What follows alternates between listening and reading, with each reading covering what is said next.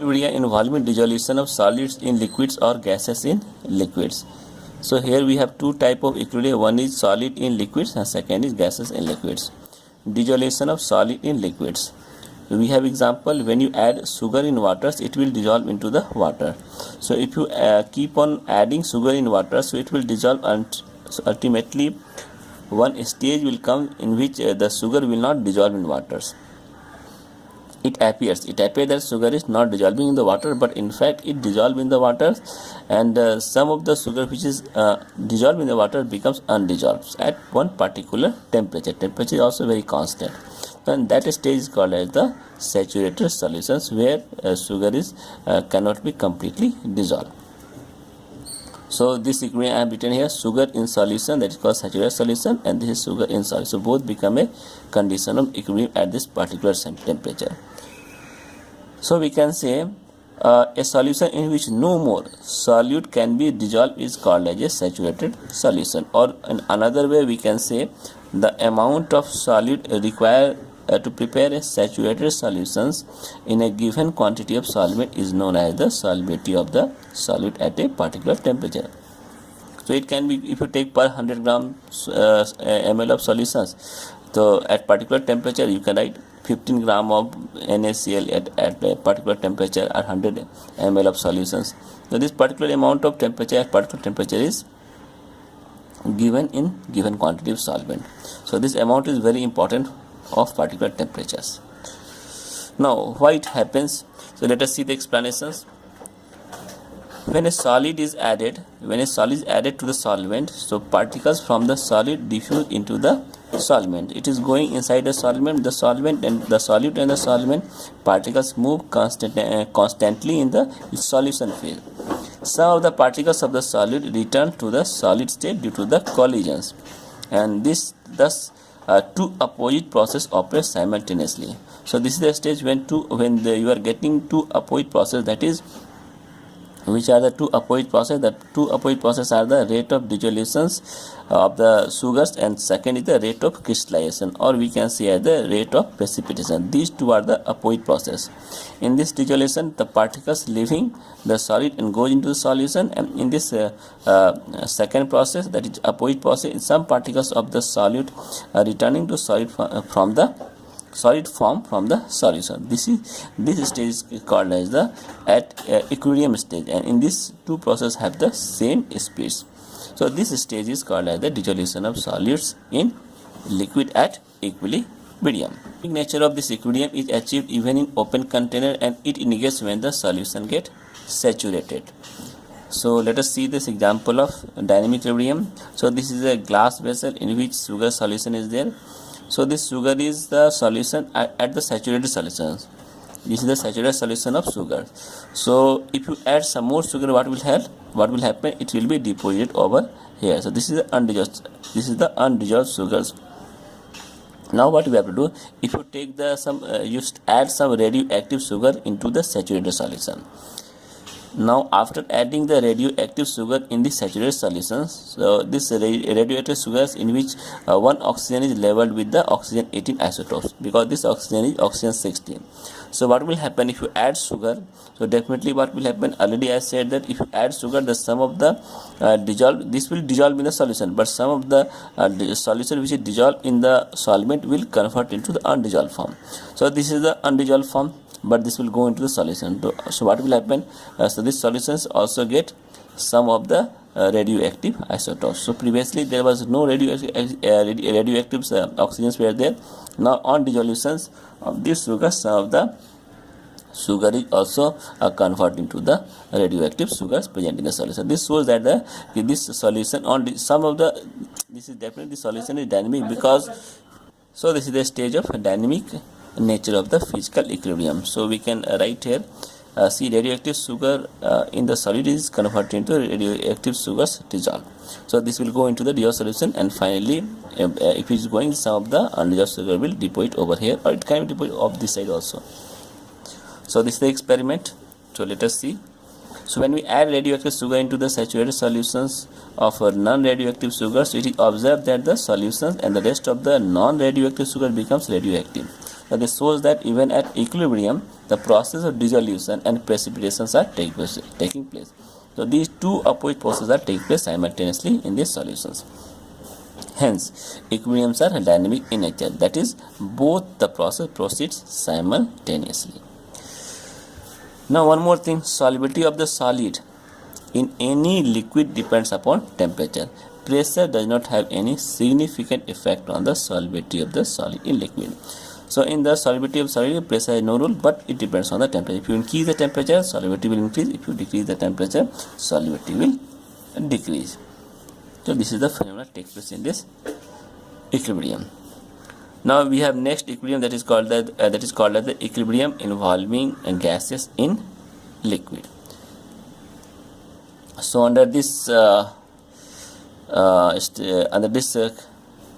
heading, we have one very good example. When you take a soda water bottle is open, then what happens? The carbon dioxide dissolved in water fizzles out rapidly with effervescence. Why it comes effervescence? Why this gases comes out rapidly with effervescence?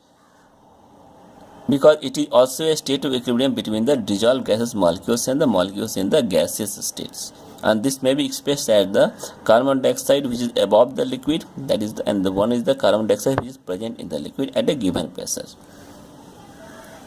So what will happen? This is the condition of equilibrium. So some of the gases is present above the liquid, some of the gases present dissolved in the liquid. So this is the gas, this is not a vapor. So gases which is dissolved in liquid. The solubility of the gas in liquid at a particular temperature depends upon the pressure, and its unit is mole per liter, that is the concentration. So this is the definition. Solubility of gas in liquid at a particular temperature depends upon the pressure, and effect of pressure on the solubility of the gas in liquid is given by Henry law. So when you increase pressure on the liquid, what will happen? The gas will dissolve inside the liquid. When you increase the pressure, the gas will dissolve inside the liquid. When you decrease pressure, the gas will decrease its solubility inside the liquid. Like we can dissolve ammonia, we can dissolve this one sulfur dioxide. Already we have seen in the solubility of gas in the previous topics, previous chapter, that is called states of matter. And the relationship between the pressure and solubility of the gas in liquid is given by the one famous scientist called as Henry. So he gave one law that is called Henry law. So let us see this quantitative relationship between the pressure and solubility of the gas in liquid. So this law states that the mass of a gas dissolved in a given mass of a solvent. The mass of the gas dissolved. This mass of the gas is dissolved. Where it is dissolving? It is dissolving in a given mass of the solvent. So we know the mass of the solvent also at a given temperature. So temperature also given. So at one particular temperature, this mass of the gas is dissolved in given mass of the solvent is directly proportional to the pressure of the gas above the solvent. So it is proportional to the pressure of the gas above the solvent. So thus we can mathematically write. So we can write here mass is mass of the gas above the in the liquid. This is the in the liquid. So in the liquid proportional to the pressure of the gas above the liquid. So mass of the gas is proportional to the pressure. This is the Henry laws, where mass of the gas dissolved per unit volume of a solvent and pressure is the pressure of the gas in equilibrium with solution or above the liquid. So it is in equilibrium. So we can write, to remove the proportionality constant, you can write K. So M by P Vp is equal to K. So this is the vapor pressure of the, not vapor pressure, so you can say above the gas of the liquid. M by pressure of the gas, you can write here gas, pressure of the gas above the liquid equal to constant. So this is Henry law. So it has been observed that most of the gases obey Henry law provided. So most of the gases are following the Henry law. Condition that pressure is not very high, we should not give very high pressure. Temperature should not be very low. The gases is not highly soluble and does not enter into the chemical combination. So it should not react with the any other substance. And of course the gas does not dissociate. Like PCl5, if you take it, it will dissociate, but if you take oxygen, it will do not dissociate. So PCl5 is converted into PCl3 plus Cl2. So this type of gases we should not take for the Henry law. So we can see here in this diagram. So this is the variation of solubility of gases with pressure. You can see helium, so nitrogen, oxygen. So this is solubility graph. So when you increase that oxygen is mostly soluble in water, it is nitrogen mostly soluble in water. This is the with respect to water, but helium will be very less solubility. So if you go down, we can see the solubility decreases. If you go, solubility increases. So this is the graph which is based on experiments.